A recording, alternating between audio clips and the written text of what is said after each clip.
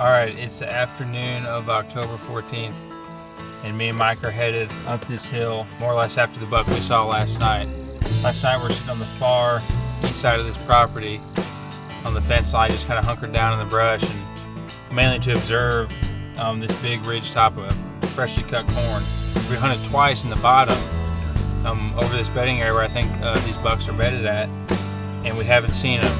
So that's why we went to observe this cornfield last night to see if they were coming out up top, and sure enough we saw 4 or 5 different bucks. One nice 8-point that I definitely want to get a better look at. After observing last night, we're going to sneak up this hill, put out the decoy, and we're probably going to be sitting, if he's bedded where I think he is, we'll be sitting probably 80 yards from him. But we got a southeast kind of wind which is blowing from him to us, so we're going to get up there at the decoy, put it out, hunker down, and hopefully this decoy will be close to his bed, and it'll be the first thing that he sees when he gets out of bed this evening to go feed. So maybe it'll pull him in, maybe it won't, but we're going to try it anyway and see what we can do. Alright, well, we're almost to the spot. We just came up that small ridge into this cornfield, and as you can see over my left shoulder, there's some tall set-aside grass, and then that tree line right there is where I think this buck is bedded. And last night he came up in this low spot just over this ridge and headed south.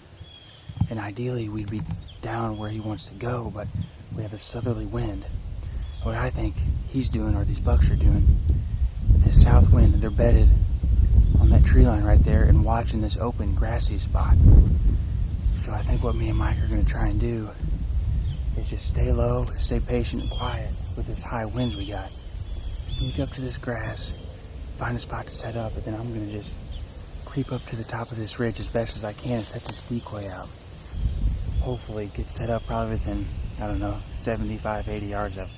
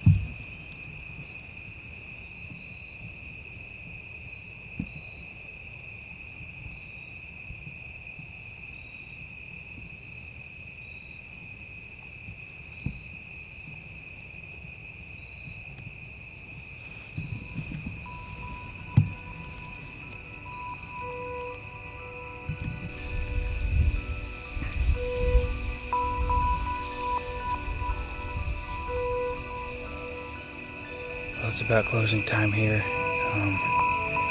That buck came out exactly where I thought he was going to be.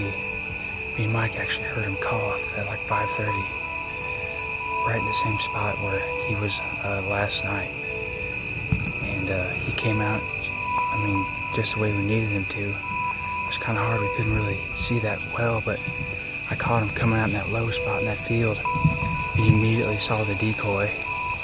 And I thought he was going to come for a while, but he stared and stared and stared and eventually just stood there and ate.